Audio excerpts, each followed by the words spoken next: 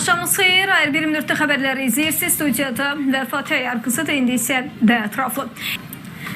Ukrayna prezidenti Rusiyanın yeni hücum planlarına dair xəbərdarlıq edir. Zelenskiyə görə yaxın şərqdəki gərginlik Moskvanın diqqətdən yayılmasına imkan yaradır. Rusiya həm diplomatik manevrlərlə, həm də neft qiymətlərindəki artımla vəziyyəti öz lehinə dəyişməyə çalışır. Amerika Birləşmiş Ştatlarının diqqətinin İsrailə yönəlməsi isə Kiyevdə narahatlıq doğurur. Növbəti materialda İsrail-İran münaqişəsinin Ukrayna savaşına necə təsir edə biləcəyini araşdırmışıq. Rusiya ordusu Ukraynanın enerji sisteminə hücum planlaşdırır. Bunu Kiyev rəhbəri Volodymyr Zelenski bildirib. Onun sözlərinə görə hazırda bütün nəzərlər İsrail-İran gərginliyinə yönəlib. Bu da Moskvanın hücumlarının diqqətdən yayınacağı ehtimalını artırır. Təl-Əvivlə Tehran arasındakı qarşıdurmanın hazırki nəticələri onu göstərir ki, prosesdən ən çox faydalanacaq tərəf Rusiyadır. Çünki yaxın şərqdəki konflikt Qərbin diqqətini və resurslarını Ukrayna müharibəsindən yayındıra, bu da Moskvanın döyüş meydanındakı məqsədinə çatmasını asanlaşdıra bilər.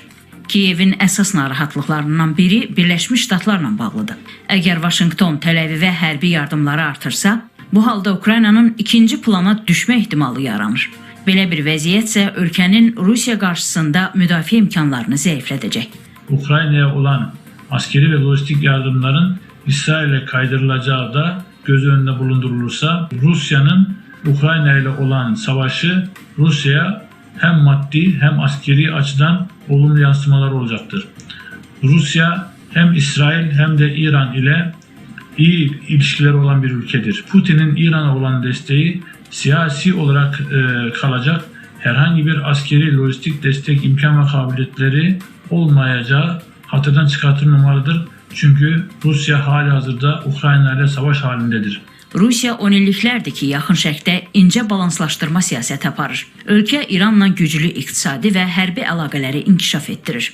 Paralel olaraq İsraillə də isti münasibətlərini idarə etməyə çalışır. Kreml rəhbəri Vladimir Putin İran-İsrail münaqişəsi başladıqda hər iki ölkə lideri ilə telefon danışığı aparıb. Bundan sonra o, Donald Trumpla da məsələni müzakirə edib.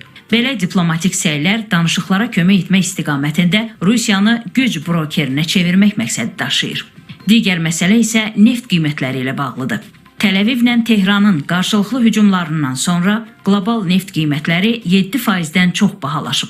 Bu da Rusiya üçün daha çox ixrac gəliri imkanı yaradır. Neftin qiymətinin artması bu Rusiyanın neft ixracından daha çox gəlir əldə etməyi və həmin gəlirləri müharibəyə yönəltməyi ilə bağlı ciddi narahatlıqlar var. Vəziyyət uzun müddət davam edərsə, Rusiyanın buradan çox ciddi vəsaitlər qazanacağı istisna olmaz. Lakin bu vəziyyətin uzun müddət davam edəcəyi əlbəttə qeyd etdiyim kimi həm dünya iqtisadiyyatına mənfi təsiri, həm inflyasiya təzyiqi, həm də digər neft ixal edən ölkələrin maraqları baxımından o qədər də ehtimalı yüksək deyil. Qeyd edək ki, Ukrayna prezidenti Volodymyr Zelenski məsələyə bu istiqamətdə də şərh verib. O, neft qiymətlərinin artmasının Rusiyaya fayda verə biləcəyini deyib. Moskva bu yolla ordusuna daha çox investisiya edərək güclənə bilər. Kiyev rəhbəri məsələni Trumpla danışacağını açıqlayıb.